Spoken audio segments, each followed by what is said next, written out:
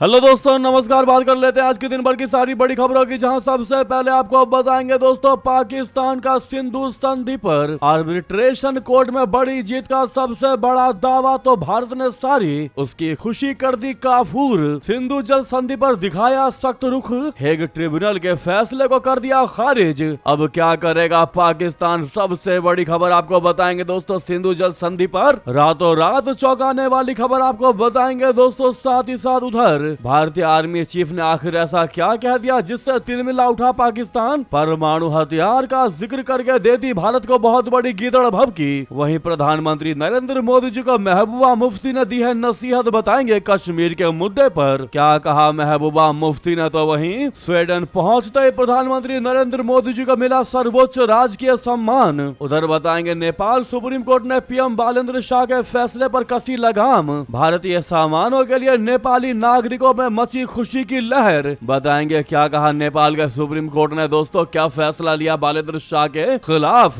वहीं जिनका ration card नहीं बना है दोस्तों, उनके लिए बहुत बड़ी खुशखबरी की खबर है, और जिनका ऑलरेडी बना हुआ है उनके लिए भी अच्छी जानकारी है दोस्तों। बताएंगे क्या है खबर, एक से एक बेहतरीन जानकारी बताने वाले हैं, अपडेट बताने वाले हैं। बस आप वीडियो के अंत तक यानी लास्ट तक बने रहिएगा। और खबरों में आगे बढ़ने से पहले युद्ध के समय में भारत की कूटनीतिक जीत का दिल से समर्थन करते और मानते हैं कि भारत सबसे बेहतरीन देश है। तो वीडियो को लाइक करके, चैनल को सब्सक्राइब करके, बेल आइकन दबा के कमेंट में जय हिंद अवश्य कह दीजिएगा। बात करते हैं पहली सबसे बड़ी खबर की, जहां पाकिस्तान ने सिंधु जल संधि के मामले में अपनी बड़ी जीत का दावा कर दिया है। पाकिस्तान का कहना है कि हेग स्थित परमानेंट कोर्ट ऑफ आर्बिट्रेशन यानी पीसीए ने इस संधि पर भारत के साथ विवाद में उसके पक्ष को सही माना है। कोर्ट ने पिछले फैसले को बरकरार रखते हुए सिंधु जल संधि यानी IWT की निरंतर वैधता का समर्थन किया है। दूसरी ओर भारत ने पीसीए की कार्यवाही और वैधता को पूरे तरीके से खारिज कर दिया है। दोस्तों ऐसे में कोर्ट के फैसले और पाकिस्तान की खुशी का कोई खास मतलब नहीं है। बता दे पाकिस्तानी मीडिया की रिपोर्ट का दावा है कि पीसीए ने फैसला सुनाया कि भारत का एक तरफा तौर पर समझौते को निलंबित करना गलत है। ट्रिब्यूनल ने कहा कि कानूनी तौर पर यह संधि अभी भी लागू है। कोर्ट ने कहा कि पक्ष इस संधि से पीछे नहीं हट सकता है। ऐसे में सिंधु नदी प्रणाली के जल बंटवारे को नियंत्रित करने वाला कानूनी ढांचा भारत और पाकिस्तान पर अभी भी बाध्यकारी है। मंजूरुल हक ने कहा कि भारत ने न तो मध्यस्थता अदालत की स्थापना को स्वीकार किया है और न ही उसके फैसलों और निर्णयों को मान्यता दी है। ये संधि पर विश्व बैंक की गारंटी को कमजोर करता है। नई दिल्ली के अंतर्राष्ट्रीय संगठनों और अपनी प्रतिबद्धताओं के प्रति उपेक्षा को भी उजागर करता है। तो वहीं दोस्तों भारतीय विदेश मंत्रालय ने पीसीए की पूरी कार्रवाई को खारिज कर दिया। मंत्रालय के प्रवक्ता ने कहा कि अवैध रूप से गठित तथा कथित मध्यस्थता न्यायालय की कार्यवाही, फैसले और निर्णय पूरी तरह अमान्य है। इस संधि को निलंबित रखने के संबंध में भारत का रुख पूरी तरीके से अपरिवर्तित है। भारत ने साफ कर दिया है कि सिंधु जल संधि को स्थगित रखने का भारत का फैसला लागू है। पिछले साल भी विदेश मंत्रालय ने कोर्ट ऑफ आर्बिट्रेशन की आलोचना की थी। मंत्रालय ने बीते साल कहा था कि उसने कभी इस तथा कथित अदालत के कानूनी अस्तित्व को स्वीकार नहीं किया। ऐसे में भारत का इसका फैसला मानने को बाध्य नहीं है। भारत और पाकिस्तान में साल 1960 में सिंधु जल संधि हुई थी। इसके तहत भारत और पाकिस्तान के बीच नदियों के पानी का बंटवारा किया गया। ये संधि भारत और पाकिस्तान के बीच 7 दशक तक चलती रही, लेकिन बीते साल पहलगाम आतंकी हमले के बाद भारत ने संधि को निलंबित करने का ऐलान कर दिया। पाकिस्तान की बड़ी आबादी के लिए भारत से बहकर जाने वाला पानी जीवन मरण का प्रश्न है। नदियों पानी का बहाव कम होने से पाकिस्तान में खेती बाड़ी, बिजली उत्पादन और लोगों की रोजी रोटी पर असर पड़ सकता है। ऐसे में पाकिस्तान की ओर से इस मुद्दे को लगातार दुनिया के सामने उठाने की कोशिश की गई है। पाकिस्तान ने सिंधु संधि के मुद्दे को कोर्ट ऑफ आर्बिट्रेशन में रखा है, तो सुरक्षा परिषद में भी इस मामले को उठाया है। पाकिस्तान की कोशिश इस मुद्दे को एक अंतर्राष्ट्रीय चिंता के विषय के तौर पर पेश करने की। हालांकि भारत ने इस मुद्दे पर लगातार ये रुख दिखाया है कि संधि को बहाल नहीं किया जाएगा। भारत का मानना है कि पाकिस्तान ने सिंधु जल संधि का दुरुपयोग कर विवादों को मध्यस्थता के माध्यम से उठाने का प्रयास किया है, जबकि संधि के प्रावधानों के मुताबिक कुछ मुद्दों का निपटारा तटस्थ विशेषज्ञ या दोनों देशों के बीच बातचीत से होना चाहिए। भारत ने इस पूरे प्रक्रिया को अवैध बताते हुए कहा है कि तथा कथित मध्यस्थता न्यायाधिकरण का गठन ही संधि की भावना के विरुद्ध है। अब ऐसे में पाकिस्तान सिंधु संधि पर आर्बिट्रेशन कोर्ट में बड़ी जीत का दावा कर रहा था कि भारत ने उसकी सारी खुशियों पर पानी फेर फेर दिया दोस्तों, दिखा दिया पाकिस्तान को उसकी औकात। सिंधु जल संधि पर दिखाया कड़ा रुख। अब क्या करेगा पाकिस्तान, ये सोचने वाली बात है। लेकिन जिस प्रकार से उसकी अकड़ ढीली नहीं होती दिखाई दे रही और बार बार झूठे दावे कर रहा है, इस पर आपकी क्या राय है दोस्तों। लेकिन सामने लाइक का बटन है, अभी तक इस वीडियो को लाइक नहीं किया तो सामने लाइक के बटन को दबा दीजिएगा। नेक्स्ट खबर की बात करते हैं। वहीं भारतीय आर्मी चीफ ने ऐसा क्या कह दिया जिससे तिलमिला उठा पाकिस्तान। परमाणु हथियार का जिक्र करके दे दी भारत को बड़ी गीदड़ भभकी। दोस्तों बता दें, भारत के chief of army staff COAS general Upendra Dwivedi ji ने शनिवार को पड़ोसी मुल्क को खास नसीहत दी। कहा कि वो फैसला करे कि वो भूगोल का हिस्सा रहना चाहता है या इतिहास बनने को तैयार है। पाकिस्तानी आर्मी को भारतीय जनरल की इस टिप्पणी ने खासा परेशान कर दिया है। इतना तिलमिलाया हुआ है कि उसने हमेशा की तरह अपने न्यूक्लियर पावर होने, दुनिया में बढ़ते रसूख की दुहाई दे डाली। प्रमुख पाकिस्तानी दैनिक डॉन के अनुसार पाकिस्तानी सेना के जनसंपर्क विभाग ने रविवार को एक बयान जारी किया, गीदड़ भभकी दी कि वो यानी भारत दक्षिण एशिया को एक और संघर्ष की ओर न धकेले, क्योंकि परिणाम पूरे क्षेत्र के लिए विनाशकारी हो सकते हैं। पाकिस्तानी सेना के मीडिया विंग ने जनरल द्विवेदी जी के बयान को उकसावे वाला बताया। इसने दावा किया कि वैश्विक स्तर पर पाकिस्तान की स्थिति काबिले गौर है। ISPR के बयान में कहा गया कि भारत की इस सोच के बावजूद पाकिस्तान वैश्विक स्तर पर एक महत्वपूर्ण देश, घोषित परमाणु शक्ति और दक्षिण एशिया के भूगोल और इतिहास का अस्थायी हिस्सा है। पाकिस्तान ने भारत से अपने महत्व को स्वीकार करने को कहा और धमकी भरे अंदाज में दोहराया कि पाकिस्तान को निशाना बनाने की किसी की भी कोशिश के परिणाम भौगोलिक सीमाओं से परे जा सकते हैं। हास्यास्पद बात यह है कि दुनिया भर में आतंक का पनाहगार और झूठ की फैक्ट्री के जरिए फर्जी खबर फैलाने में माहिर मुल्क ने उल्टा भारत पर ही अस्थिरता फैलाने और दुष्प्रचार में शामिल होने का बेबुनियाद आरोप लगा दिया। आप क्या कड़ा जवाब देना चाहेंगे दोस्तों इस पाकिस्तानी आर्मी को? तो वहीं आपको बता दें, PDP के अध्यक्ष महबूबा मुफ्ती ने इस बात पर जोर दिया कि केवल विकास से कश्मीर समस्या का हल नहीं हो सकता। कश्मीर मुद्दे पर दोस्तों PM मोदी को देने लगी नसीहत बता दें। उन्होंने केंद्र सरकार से सार्थक राजनीतिक पहल शुरू करने का आग्रह किया और कहा कि सार्थक बातचीत दक्षिण एशिया में शांति के लिए नेतृत्व की विरासत को मजबूत करेगी। मुफ्ती ने कहा कि हम मेल जोल और बातचीत में विश्वास रखते हैं, हम गरिमापूर्ण शांति चाहते हैं। मुफ्ती ने साफ तौर पर कहा कि जहाँ विकास एक अच्छी बात है, वहीं सार्थक बातचीत नेताओं को शांति के लिए एक राजनेता बना सकती है। यहाँ उनका इशारा PM मोदी की तरफ था। उन्होंने कहा कि बातचीत आपको इस क्षेत्र और दक्षिण एशिया में शांति का राजनेता बना सकती है। कश्मीर में शांति ही आगे का रास्ता दिखा सकती है। इस क्षेत्र में शांति को एक जरूरत बताते हुए उन्होंने इस बात पर जोर दिया कि भारत और पाकिस्तान के बीच बातचीत का दरवाजा हमेशा खुला रहना चाहिए। महबूबा मुफ्ती ने नफरत खत्म करने का आह्वान किया और RSS नेताओं से आग्रह किया है कि वे शांति के बारे में अपने सार्वजनिक संदेशों को जमीनी स्तर पर ठोस कार्यों में भी बदले। उन्होंने कहा कि जहाँ शांतिपूर्ण बयानबाजी का स्वागत है, वहीं इसे रोजमर्रा की जिंदगी में ध्रुवीकरण यानी बंटवारे में साफ तौर पर कमी के रूप में भी देखना चाहिए। मुफ्ती ने इस बात पर जोर दिया कि शांति केवल एक नारा बनकर नहीं रहनी चाहिए, बल्कि आम नागरिकों को इसका अनुभव भी होना चाहिए। उन्होंने सद्भाव के संबंध में RSS नेतृत्व के हालिया बयानों का जिक्र किया और मांग की कि वे अपने कार्यकर्ताओं के बीच भी इस रुख को सक्रिय रूप से लागू करें। उन्होंने कहा कि नफरत खत्म होनी चाहिए। RSS नेताओं द्वारा शांति के बारे में कही गई बातें जमीनी स्तर पर भी दिखाई देनी चाहिए। अब आप ही सोचिए दोस्तों, वो पाकिस्तान जो लगातार भारत में आतंक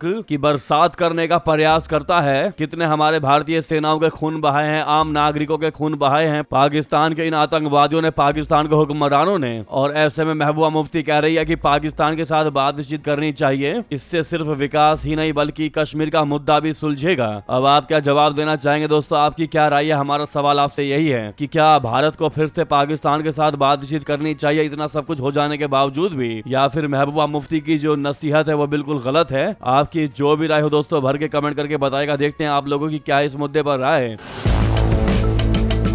तो वहीं बात कर लेते हैं नेक्स्ट बड़ी खबर की, जहां प्रधानमंत्री नरेंद्र मोदी जी को स्वीडन का सर्वोच्च राजकीय मिला सम्मान royal order of polar star commander great cross से नवाजे गए। PM मोदी जी बता दें, स्वीडन ने प्रधानमंत्री मोदी जी को royal order of polar star commander grand cross से सम्मानित किया है। स्वीडन में royal order of polar star commander grand cross किसी राष्ट्रीय अध्यक्ष को दिया जाने वाला सर्वोच्च राजकीय सम्मान और पहचान है दोस्तों। ये PM मोदी को मिला 31वां वैश्विक सम्मान सम्मान है। नरेंद्र मोदी जी रविवार को ही स्वीडन के दौरे पर गए हैं। मोदी जी 8 साल के बाद स्वीडन की यात्रा कर रहे हैं। रविवार 17 मई को स्वीडन के पीएम उल्फ क्रिस्टर्सन और क्राउन प्रिंसेस ने भारत के प्रधानमंत्री नरेंद्र मोदी जी को royal order of the polar star से सम्मानित किया। गोथेनबर्ग में काउंटी गवर्नर के आवास पर आयोजित एक समारोह में प्रधानमंत्री मोदी जी को ये रॉयल ऑर्डर प्रदान किया गया। Order of the polar star की स्थापना 1748 में की गई थी। Royal order of the polar star विशेष रूप से शिक्षा, विज्ञान, संस्कृति या सार्वजनिक सेवा में उत्कृष्ट योगदान देने वालों को दिया जाने वाला स्वीडन का सर्वोच्च नागरिक सम्मान है। ये पुरस्कार उन व्यक्तियों को प्रदान किया जाता है जिन्होंने स्वीडन या स्वीडिश हितों के लिए अपने व्यक्तिगत प्रयासों से योगदान दिया हो। प्रधानमंत्री नरेंद्र मोदी जी को अब तक वैश्विक स्तर पर कई प्रतिष्ठित सम्मानों से नवाजा जा चुका है। कई देशों ने उन्हें अपने सर्वोच्च नागरिक पुरस्कारों से सम्मानित किया है। स्वीडन में मिला royal order of the polar star PM Modi का 31वां वैश्विक सम्मान है। पुरस्कारों की ये संख्या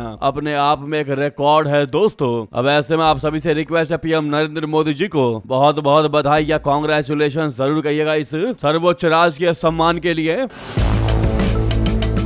वहीं दोस्तों दोनों देशों के नेताओं ने ट्रेड और इन्वेस्टमेंट, टेक्नोलॉजी और इनोवेशन, ग्रीन ट्रांजिशन, स्पेस, उभरती टेक्नोलॉजी, डिफेंस और सिक्योरिटी, लघु उद्योग, रिसर्च और लोगों के बीच संबंधों में सहयोग को गहरा करने के तरीकों पर चर्चा की। 2025 में दोनों देशों का ट्रेड 7.75 बिलियन अमेरिकी डॉलर तक पहुंच गया था। वे इंडिया यूरोप स्ट्रेटेजिक पार्टनरशिप की भावना से नए मौकों की पहचान करने पर सहमत हुए और हाल ही में अपने लोगों के फायदे के लिए इंडिया यूरोप FTA पूरा किया। वहीं स्वीडन के प्रधानमंत्री ने भारत के डिजिटल ट्रांसफॉर्मेशन की भी तारीफ की। स्वीडिश पीएम क्रिस्टर्सन ने डिजिटल ट्रांसफॉर्मेशन और आर्टिफिशियल इंटेलिजेंस के क्षेत्र में भारत द्वारा की जा रही तरक्की की तारीफ की। उन्होंने स्वीडन में भारतीय समुदाय के पॉजिटिव योगदान पर भी ध्यान दिया। वहीं प्रधानमंत्री मोदी जी ने भी भारत की ग्रोथ स्टोरी में स्वीडन को और शामिल होने के लिए आमंत्रित भी किया है दोस्तों, इनवाइट किया है। आपको बता दें, जब प्रधानमंत्री नरेंद्र मोदी जी का प्लेन जैसे ही स्वीडन के एयरस्पेस में पहुंचा तो वहीं स्वीडिश ग्रिपेन लड़ाकू विमानों ने मोदी जी को एस्कॉर्ट करना शुरू कर दिया और गोथेनबर्ग हवाई अड्डे तक लेकर गए। ऐसे में पीएम मोदी के दौरे के चलते स्वीडन और भारत के संबंधों की बात हो रही है तो ग्रिपेन लड़ाकू विमान भी चर्चा में आ गया। ग्रिपेन स्वीडन के ताकतवर लड़ाकू विमान है दोस्तों, जिन्हें वो भारत को भी बेचना चाहता है। ग्रिपेन चाहता है कि भारत उनसे ये विमान लड़ाकू विमान खरीदे। स्वीडन का ग्रिपेन फाइटर जेट साब JAS 39 ग्रिपेन एक हल्का सिंगल इंजन वाला मल्टी रोल लड़ाकू विमान है। इसे स्वीडन के साब ग्रुप ने विकसित किया है। 1990 के दशक के आखिर में सेवा में आया ये जेट स्वीडन के पुराने हो चुके लड़ाकू विमानों के एक बेड़े की जगह लेने के लिए बनाया गया था दोस्तों। इसकी सबसे बड़ी खासियत यह है कि यह सबसे ज्यादा हल्का है। हल्केपन की वजह से इसकी फुर्ती सबसे ज्यादा है और ईंधन की खपत को भी कम करता है। आधुनिक लड़ाकू विमानों में इसकी परिचालन लागत बहुत कम है, जो इसे सीमित रक्षा बजट वाले देशों के लिए आकर्षक विकल्प बनाता है। इसमें गोलाकार कवरेज के साथ आधुनिक इलेक्ट्रॉनिक वॉरफेयर और लेटेस्ट एजा टेक्नोलॉजी मौजूद है। ऐसे में क्या भारत को दोस्तों इस लड़ाकू विमान को खरीदना चाहिए? क्या है आपकी राय? वही नेक्स्ट खबर की बात करते हैं, जहां नेपाली सुप्रीम कोर्ट ने प्रधानमंत्री बालेंद्र शाह के फैसले पर लगा दी लगाम। कस दी लगाम, भारतीय सामानों पर कस्टम वसूली को रोक दिया। जी हां दोस्तों, बता दें भारत नेपाल सीमा पर रहने वाले लोगों और छोटे व्यापारियों के लिए राहत भरी खबर सामने आई है। नेपाल के सुप्रीम कोर्ट ने भारतीय सामानों पर लगाए गए विवादित कस्टम नियम पर फिलहाल रोक लगा दी है। अदालत ने आदेश दिया कि अंतिम फैसला आने तक 100 नेपाली रुपए से अधिक मूल्य के सामान पर कस्टम ड्यूटी वसूलने वाला नियम लागू नहीं किया जाएगा। नेपाल सरकार ने हाल ही में भारत से आने वाले यात्रियों के लिए कस्टम नियमों को सख्ती से लागू करना शुरू किया था। इसके तहत अगर कोई व्यक्ति भारत से 100 नेपाली रुपए से ज्यादा कीमत का सामान लेकर नेपाल में प्रवेश करता है तो उसे कस्टम ड्यूटी देनी पड़ती। अब इस फैसले का सबसे ज्यादा असर सीमा क्षेत्रों में रहने वाले आम लोगों और छोटे व्यापारियों पर रोजाना आवाजाही करने वाले नागरिकों पर पड़ा। भारत और नेपाल के बीच खुली सीमा होने के कारण बड़ी संख्या में लोग घरेलू सामान, कपड़े, खाद्य सामग्री और रोजमर्रा की आवश्यकताओं की चीजें खरीदने के लिए दोनों देशों के बीच आते जाते रहते हैं। नए नियम के बाद सीमा चौकियों पर जांच बढ़ा दी गई थी और कई जगह विरोध प्रदर्शन भी शुरू हो गए थे। लोगों का कहना था कि रोजमर्रा के छोटे सामान पर भी टैक्स वसूली आम जनता के लिए बड़ी परेशानी बन गई है। नेपाल सुप्रीम कोर्ट की संयुक्त पीठ, जिसमें जस्टिस हरिप्रसाद फुयाल और टेक प्रसाद धुंगना शामिल थे, उन्होंने प्रधानमंत्री कार्यालय, वित्त मंत्रालय और अन्य संबंधित विभागों को निर्देश दिया कि अंतिम सुनवाई तक इस नियम को लागू न किया जाए या याचिकाकर्ताओं ने अदालत में दलील दी कि यह नियम नेपाल के कस्टम एक्ट 2081 की भावना के खिलाफ है। उनका कहना था कि छोटे मूल्य के सामानों को पहले से छूट देने का प्रावधान मौजूद है, लेकिन सरकार ने सख्ती दिखाकर आम नागरिकों को परेशान करना शुरू कर दिया। अब इस फैसले के बाद सीमा क्षेत्रों के व्यापारिक संगठनों और नागरिक समूहों ने राहत की सांस ली। स्थानीय बाजारों में व्यापार पर भी इसका तगड़ा असर पड़ रहा था, क्योंकि नेपाल के नागरिक अक्सर भारत के सीमावर्ती शहरों से सस्ता सामान खरीदते हैं। यानी कि दोस्तों सुप्रीम कोर्ट ने ही बालेंद्र शाह के फैसले को तगड़ा झटका दिया है। तो वहीं नेक्स्ट खबर की बात करते हैं, जहां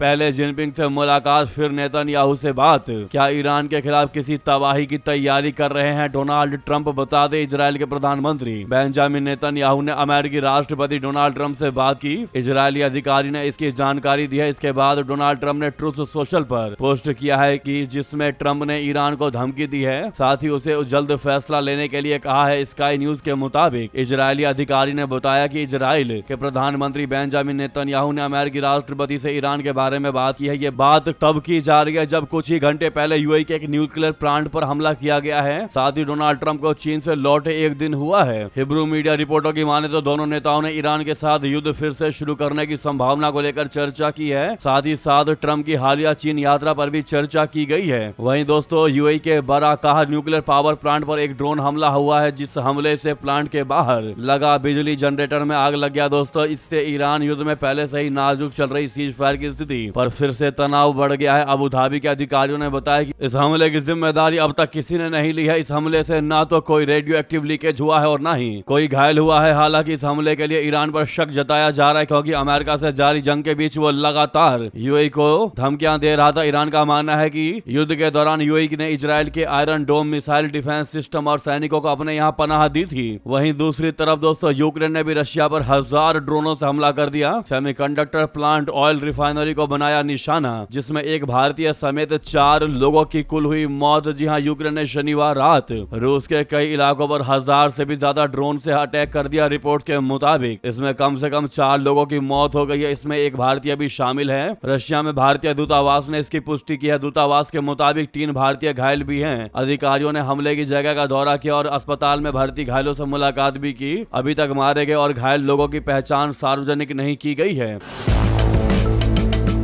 वहीं दोस्तों अमेरिका के डोनाल्ड ट्रंप प्रशासन ने ईरान से बातचीत आगे बढ़ाने और समझौते के लिए 5 शर्तें रख दी। इन शर्तों में ईरान के परमाणु कार्यक्रम को सीमित करना और यूरेनियम को ईरान से बाहर भेजना शामिल है। अमेरिका ने ईरान की ओर से की जा रही मांगों को खारिज करते हुए ये शर्तें रखी हैं। अमेरिका और ईरान के बीच 39 दिन की लड़ाई के बाद 8 अप्रैल को सीज फायर हुआ था। इसके बाद दोनों पक्षों में बातचीत से समझौते की कोशिश नाकाम रही। अमेरिका ने कथित तौर पर मांग किया है कि ईरान बातचीत के लिए 400 किलोग्राम एनरिच्ड यूरेनियम वाशिंगटन को सौंप दें। रिपोर्ट में बताई गई एक और शर्त यह है कि ईरान की परमाणु सुविधाओं का केवल एक ही सेट चालू रहना चाहिए। ईरान को अपनी बाकी न्यूक्लियर फैसिलिटीज को बंद करना होगा। अमेरिका ने ईरान की विदेश में जमा संपत्ति का 25% हिस्सा भी जारी करने से इनकार कर दिया है। ईरानी मीडिया ने रविवार को कहा कि अमेरिका युद्ध खत्म करने के लिए बातचीत के ईरान के प्रस्ताव के जवाब में कोई ठोस रियायत देने में नाकाम रहा है। इससे चीजों को बातचीत से हल करने में दिक्कतें आएंगी। वहीं पश्चिम एशिया में बढ़ते तनाव के बीच ईरान ने भी दुनिया को बड़ी चेतावनी दे दी। मोहम्मद रेजा आरिफ ने कहा है कि अब ईरान हॉर्मुज जल डमरू मध्य से दुश्मन देशों के हथियार और सैन्य उपकरणों को गुजरने की अनुमति नहीं देगा। अल जजीरा की रिपोर्ट के मुताबिक आरिफ ने कहा कि पहले ईरान ने अपनी संप्रभुता के अधिकार में ढील देते हुए उन सैन्य उपकरणों को भी गुजरने दिया था जो बाद में उसके खिलाफ इस्तेमाल किए गए, लेकिन अब ऐसा दोबारा नहीं होने दिया जाएगा।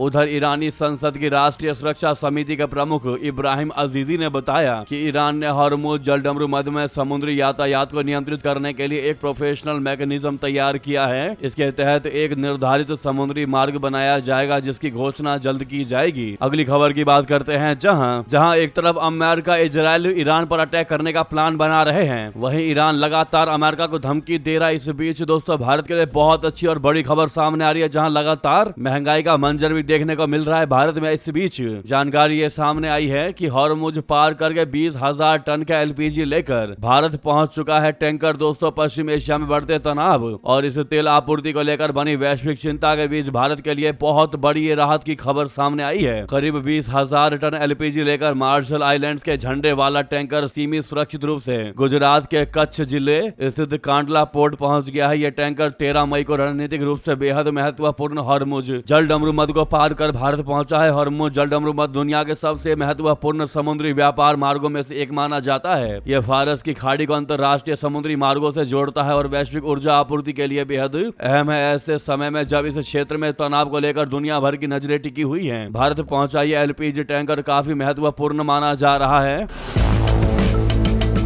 तो वहीं दोस्तों, अगली सबसे बड़ी खबर की बात करते हैं, जहां भारत बांग्लादेश के बीच दिसंबर में खत्म हो रही गंगा जल संधि रिन्यू की शर्तों को लेकर दोनों देशों में पड़ी मतभेद। जी हां दोस्तों, बांग्लादेश और भारत के बीच गंगा जल बंटवारे को लेकर कोई नया समझौता अब तक नहीं हुआ है। दोनों देशों के बीच गंगा जल बंटवारा समझौता इस वर्ष दिसंबर में समाप्त हो रहा है। दोनों देशों की तकनीकी टीमों ने इस संबंध में प्रारंभिक तैयारियां शुरू कर दी है। इन तैयारियों के बीच भारत अनौपचारिक रूप से नए समझौते के लिए एक नए फॉर्मूले पर चर्चा कर रहा है, जिसे बांग्लादेशी जल संसाधन विशेषज्ञ तर्कहीन मानते हैं। उनका यह भी कहना है कि भारत की ओर से आ रहे नए बयानों से समझौते को रिन्यू करने का मुद्दा संकट में पड़ सकता है। बांग्लादेश की सत्तारूढ़ बीएनपी ने शनिवार को कहा कि भारत के साथ देश के संबंध एक नई गंगा जल बंटवारे संधि पर निर्भर करेंगे और ढाका की अपेक्षाओं और जरूरतों के अनुरूप समझौते के लिए नई दिल्ली से तत्काल बातचीत की मांग की। बांग्लादेश राष्ट्रवादी पार्टी बोले तो बीएनपी के महासचिव मिर्जा फखरुल इस्लाम आलमगीर ने एक कार्यक्रम में कहा कि हम भारतीय सरकार को स्पष्ट संदेश देना चाहते हैं कि बांग्लादेश के लोगों की अपेक्षाओं और आवश्यकताओं के अनुरूप बातचीत के माध्यम से एक नई गंगा संधि को तत्काल लागू किया जाना चाहिए। स्थानीय सरकार, ग्रामीण विकास और सहकारिता मंत्री आलमगीर ने कहा कि भारत के साथ अच्छे संबंध स्थापित करने का अवसर गंगा जल बंटवारे संधि या फरक का समझौते पर हस्ताक्षर पर निर्भर करेगा।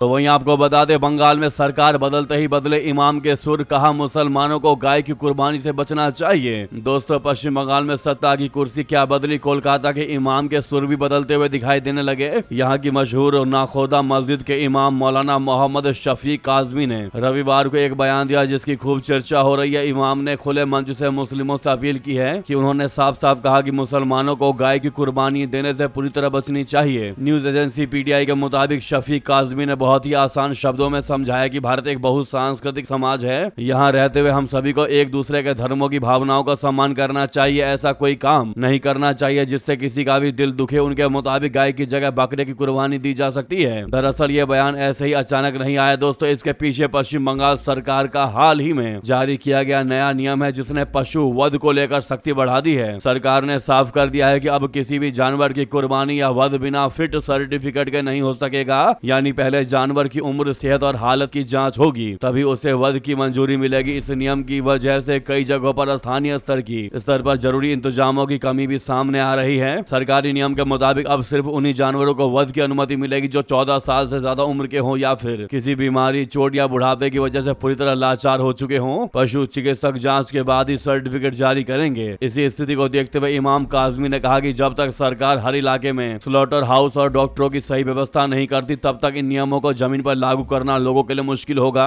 यानी दोस्तों, बंगाल में सरकार क्या बदली, अब इमामों के सुर भी बदलने लगे। इस पर आपकी क्या राय है दोस्तों? क्या बंगाल में जो बदलाव हुआ है वो बहुत जरूरी था? कौन कौन मानता है? कमेंट करके अवश्य बताएगा। नेक्स्ट खबर की बात करते हैं, जहां वहीं शुभेंदु सरकार के एक्शन पर ममता बनर्जी का बड़ा पलटवार, कहा बुलडोजर राजनीति में विश्वास नहीं करता बंगाल। दोस्तों, तृणमूल कांग्रेस प्रमुख और पश्चिम बंगाल के पूर्व मुख्यमंत्री ममता बनर्जी ने रविवार को शुभेंदु सरकार के बनने के बाद राज्य के कुछ हिस्सों में हाल ही में चलाए गए बेदखली और अतिक्रमण रोधी अभियानों को बुलडोजर की राजनीति करार दिया और दावा किया कि गरीब लोग राजनीतिक अहंकार की कीमत चुका रहे हैं। सोशल मीडिया मंच एक्स पर पोस्ट में उन्होंने दावा किया कि इन अभियानों ने अशांति को जन्म दिया और आम लोगों के बीच कठिनाई पैदा की है। बनर्जी ने लिखा कि घरों से लेकर फेरी वालों की दुकानों तक गरीब लोग राजनीतिक अहंकार की कीमत चुका रहे हैं। बंगाल बुलडोजर की राजनीति में विश्वास नहीं करता। टैगोर और नेताजी की धरती पर भय, बल और आम नागरिकों के खिलाफ तोड़फोड़ के अभियानों के जरिए शासन नहीं किया जा सकता। दोस्तों, पश्चिम बंगाल में ममता बनर्जी के इन बयानों से साफ साफ उनकी बौखलाहट और उनकी हार पर गुस्सा झलकता दिखाई दे रहा है।